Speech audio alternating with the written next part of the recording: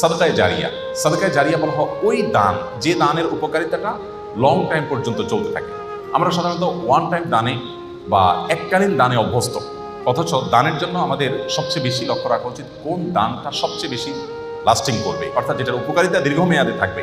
ধরুন আপনি একজন গরিবকে 200 টাকা দিয়ে দিলেন, 500 টাকা দিয়ে দিলেন, এর চেয়ে উত্তম তার জন্য এমন একটা ব্যবস্থা করে দিন যে সেখান থেকে দীর্ঘমেয়াদে তার উপকারিতা সে পেতে থাকবে। আপনি একটা বৃক্ষরোপণ করলেন, বৃক্ষরোপণ করা সেটা আপনার নিজের বাড়ির ছাদে হতে পারে, আপনার ব্যালকনিতে বারান্দায় হতে পারে। আপনি একটা গাছ লাগালেন, একেবারেই জাগতিক একটা বিষয়। এই গাছের অক্সিজেন আপনি ভোগ করবেন, এর ফল ফসল আপনি ভোগ করবেন, বাট আপনি নিয়তটা যদি এটা করেন, নবী করিম সাল্লাল্লাহু আলাইহি সাল্লাম সাদকায়ে জারিয়া হিসেবে গাছ লাগাতে বলেছেন। তিনি বলেছেন, মা মিন মুসলিমিন ইয়াগরিসু গারসান আও ইয়াজরাউ যারআ, কোনো মুসলমান যদি কোনো গাছ লাগায়, কোনো ফসল করে এবং সেখান থেকে যদি কোনো পশু পাখি খায়, কোনো মানুষ খায়, কোনো পোকামাকড় খায়, কোনো কীট পতঙ্গ খায়, তাহলে তার সওয়াব পাবে। এটি সাদকায়ে জারিয়া, যে আমি মরে যাব কিন্তু আমার গাছের এই সওয়াব আমার আমলনামায় যুক্ত হতে থাকবে।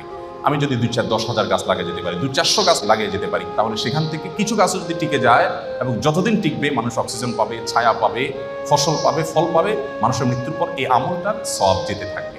তো এই সাদকায়ে জারিয়া, আমি একটা মসজিদ করলাম, একটা মাদ্রাসা করলাম, একটা স্কুল করে দিলাম, আমি একটা হাসপাতাল করে দিলাম, অথবা এত বড় লেভেলে করতে পারছি না, আমি যতটুকু পারি ততটুকু করলাম, এটা আমার মৃত্যু পরবর্তী জীবনে অনেক বেশি উপকার আনবে।